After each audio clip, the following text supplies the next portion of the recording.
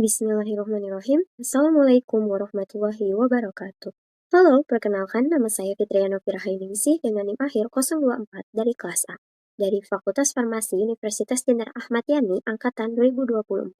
Di sini saya akan menjelaskan dan memaparkan tugas pertemuan 7 Kimia Farmasi 1 dengan dosen pengampu Ibu Rina. Pada tugas yang diberikan terdapat dua bagian. Bagian yang pertama, merancang prosedur analisis. Buatlah diagram alir prosedur analisis identifikasi senyawa yang menerapkan GIC atau Grand Analytical Chemistry dengan metode 1. Reaksi gugus fungsi. Kedua, reaksi alkaloid. Ketiga, spektrofotometri visible. Yang keempat, spektrofotometri inframerah. Pada soal bagian ke-1 terdapat struktur asiklovir atau obat antivirus. Pada asiklovir ini memiliki 4 gugus fungsi. Yang pertama ada alkohol, eter, amina, dan karbonil. Pada gugus fungsi ini memiliki reaksi gugus fungsinya masing-masing. Sesuai dengan prinsip GAC atau Grand Analytical Chemistry yang saya pilih ini yang meminimalkan zat berbahaya dan beracun. Pada gugus fungsi alkohol terdapat reaksi esterifikasi, di mana dimasukkan 2 tetes larutan sampel ke dalam tabung reaksi, ditambahkan 10 mg asam salisilat dan 1 ml H2SO4. Dipanaskan dan tercium bau ester yang khas. Prinsip atau penerapan GIC-nya digunakan untuk mengidentifikasi gugus fungsi melalui indera penciuman dan menggunakan asam salisilat yang relatif kurang toksik untuk pembentukan ester. Yang kedua ada reaksi warna diazo, di mana dimasukkan 3-5 tetes larutan sampel ke tabung reaksi, lalu ditambahkan 4 ml preaksi diazo A dan 4 ml preaksi diazo B, ditambahkan NaOH pekat, lalu dipanaskan menghasilkan warna merah ungu. Penerapan GIC, reaksi sangat efisien karena tidak memerlukan proses pemisahan atau ekstraksi tambahan yang menggunakan banyak pelarut organik. Pada gugus fungsi amina terdapat reaksi korek api. Basahi batang korek api dengan HCl pekat, biarkan batang korek api sedikit mengering, lalu masukkan ke dalam zat atau sampel yang akan menghasilkan warna jingga. Penerapan GIC dengan menggunakan batang korek api ini yang mengandung lignin sebagai reagen alami akan mengurangi limbah kimia. Yang kedua, reaksi PDAB-HCl. Zat ditambahkan 2-3 tetes PDAB-HCl pada plat tetes dan akan menghasilkan warna jingga untuk golongan sulfonamida. Penerapan GIC dengan menggunakan plat tetes dan skala reagen yang kecil akan mengurangi dan meminimalkan jumlah limbah kimia. Pada gugus fungsi karbonil terdapat reaksi SIF. Dimasukkan 5 tetes sampel, ditambahkan 2 tetes HCl encer, ditambahkan 2 tetes reaksi SIF, akan terbentuknya warna merah violet atau magenta untuk senyawa aldehid. Penerapan GIC-nya, reaksi SIF lebih aman bagi lingkungan dibandingkan turunan hidrazin. Yang kedua, ada reaksi Lega-Rotera, di mana dimasukkan 5 tetes sampel, ditambahkan 2 tetes nitropusida, ditambahkan 1 tetes NH4OH, akan menghasilkan warna merah ungu untuk senyawa keton. Penerapan GIC-nya, meskipun menggunakan pelarut atau preaksi nitropusida, prosedur dilakukan dalam skala semimikro, yang dimana tanpa perlu ekstraksi atau preparasi, karena perubahannya sangat cepat. Pada gugus fungsi eter terdapat reaksi kelarutan dalam H2SO4 dingin, di mana dimasukkan sedikit sampel ke dalam tabung reaksi dalam penangas es, lalu ditambahkan 1 ml H2SO4 pekat dan dikocok perlahan. Amati kelarutannya.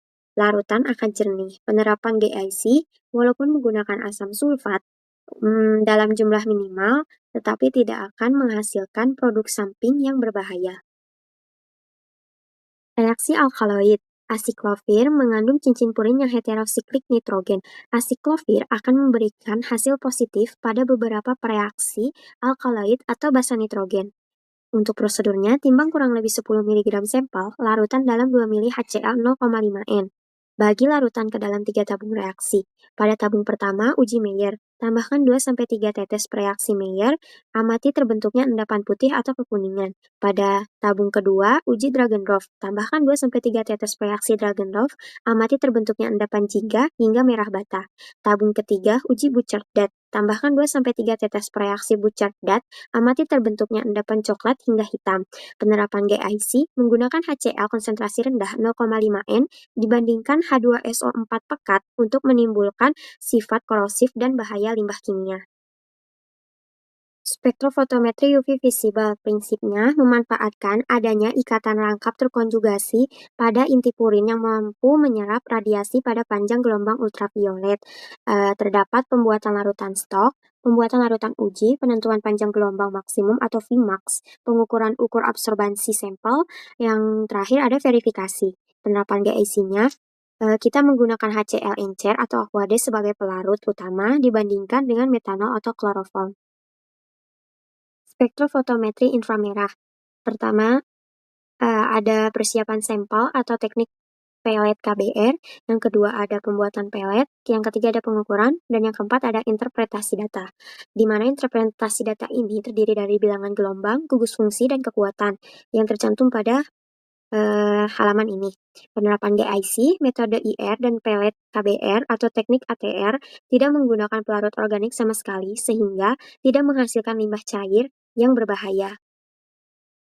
Soal bagian 2 yaitu interpretasi data dan pembuatan kesimpulan. Pada soal terdapat dua gambar yaitu spektrum UV sampel asam benzoat dalam pelarut etanol dan spektrum UV baku pembanding asam benzoat dalam pelarut etanol. Prinsip analisis kualitatif pada percobaan ini terdapat pada karakteristik spektrum serapan UV dari senyawa yang memiliki gugus kromoform dan ausokrom. Asam benzoat ini dapat diidentifikasi karena mampu menyerap radiasi UV pada rentang 200-400 nanometer.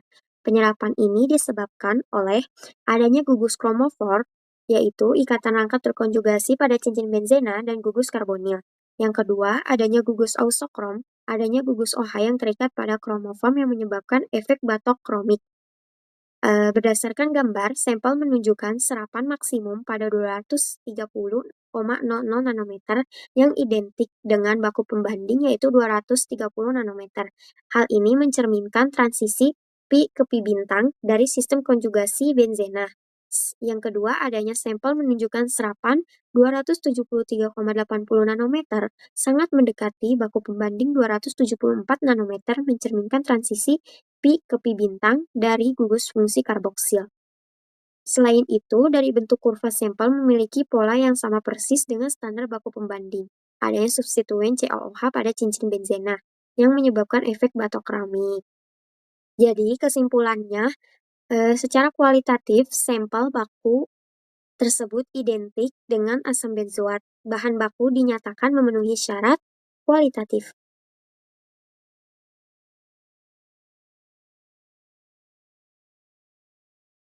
Selanjutnya nomor 2 diketahui masanya 50 mg, volumenya 50 ml, faktor penginceran kesatunya 10 ml, faktor penginceran keduanya 10 ml. Faktor penginceran totalnya itu 10 kali 10 berarti 100 kali. Untuk Vmax-nya itu 274,7 nanometer, Amax-nya itu 0,5, BM-nya itu 198, tebal selnya itu 1 cm. Ditanyakannya Emax. Emax itu untuk mencari Xmax yang pertama kali itu dicari konsentrasi stoknya dulu. Hasilnya itu M per V, maka 50 per 0,05 liter. Mengapa 0,05 liter? Karena volumenya itu harus diubah dalam liter, yang awalnya 50 menjadi 0,05 liter, menghasilkan 1000 mg per liter. Untuk yang keduanya itu dicari konsentrasi akhirnya atau C akhir, berarti 1000 dibagi 100 sama dengan 10 ppm. Yang ketiga itu cari molaritasnya, berarti C akhir per BM dikali 1000. 10 dibagi 198 dikali 1000 menghasilkan 5,05 kali 10 pangkat min 5. Yang terakhir itu mencari E max-nya. A per C dikali B menghasilkan 9.901 liter mol per sentimeter. Transisi apa? Jenis transisi apa? Transisi yang terjadi adalah transisi pi ke Pi bintang, yang menunjukkan adanya ikatan rangkap terkonjugasi. Terus, dugaan gugus fungsinya apa? Dugaan senyawanya dengan BM198 kemungkinan turunan santin seperti kafein. BM-nya itu mendekati 194, namun nilai serapannya mirip, atau senyawa obat golongan analgesik atau antipiretik yang sering disalahgunakan sebagai bahan kimia obat atau BKO, yaitu zat aktif sintesis yang ditambahkan secara ilegal ke dalam jamu asmagon. Selanjutnya nomor 3 itu ditanyakan, lakukan pengamatan data hasil pengujian, lakukan pengkajian literatur, dan berikan kesimpulan. Untuk nomor kedua, pengamatan data hasil pengujian dan literaturnya saya lampirkan di sini. Untuk literaturnya itu saya mencari di Pharmacope Indonesia edisi 6 tahun 2020, di mana ini tuh kloramfenikol yang memiliki gugus fungsi nitroaromatik, amida sekunder, hidroksil, dan dikloroasetil. Golongan senyawanya ini antibiotik spektrum luas, golongan amfenikol. Terus pemeriksaan organoleptiknya itu sesuai dengan yang ada di literatur, interpretasinya itu sesuai. Namun warna kecoklatan ini mungkin mengindikasi sedikit degradasi atau kemurnian. Jarak leburnya itu masih terdapat dalam rentang literatur, di mana rentang literaturnya itu 149 sampai 153. Untuk keterangannya itu murni.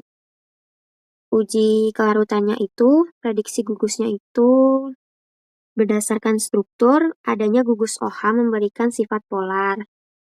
Untuk prediksi gugus fungsinya itu, uji FeOH2 dan reduksi mengonfirmasi gugus nitroaromatik, adisi Brom-Bayer menunjukkan adanya ikatan tidak jenuh atau reaktivitas cincin. Referensinya Auterhoff dan Kovar, halaman 411. Untuk spektrum UV-nya, yang uji dengan literatur itu hampir sama dan hampir mirip, hanya yang bedanya itu di nilai MR-nya, yaitu 323 untuk yang uji, untuk yang literatur itu 323,13. Maka hasil akhir dari absorptivitas molar uji itu 9.625,4 liter. Untuk yang literatur itu 9.629,27. Untuk spektrum inframerah ini juga hampir sama dengan yang uji. Yang saya cari di literatur itu dengan yang uji hampir sama. Hanya yang membedakannya itu di bilangan gelombangnya saja. Hanya beda beberapa, kayak koma atau angkanya. Sesuai yang telah saya lampirkan di halaman ini. Untuk kesimpulannya itu berdasarkan perbandingan data hasil pengujian dan literatur senyawa, disimpulkan bahwa sampel mengandung kloramfenikol. Terakhir nomor 4 itu masih sama seperti nomor 3 caranya, diamati dulu, terus dikaji, terus disimpulkan. Untuk literaturnya itu masih sama di Pharmacope Indonesia edisi 6 tahun 2020. Ada juga yang di Vogel serta Pavia. Untuk spektrum yang inframerah ini dari gambar masih sedikit kelihatan sama, hanya saja bedanya di bilangan gelombangnya. Serta dari MR-nya juga untuk yang uji itu 151, sedangkan yang di literatur itu 151,16. Kesimpulannya itu berdasarkan hasil analisis diduga senyawa memiliki gugus fenol OH aromatik, terus ada amida sekunder NHCOCH3, dan ada benzena tersubstitusi atau para 1,4 disubstitusi. Dari ketiga dugaan ini juga saya menduga bahwa senyawa ini merupakan parasetamol. Mungkin cukup sekian pemaparan jawaban tugas pertemuan 7 dari saya. Mohon maaf apabila ada kesalahan. Wassalamualaikum warahmatullahi wabarakatuh.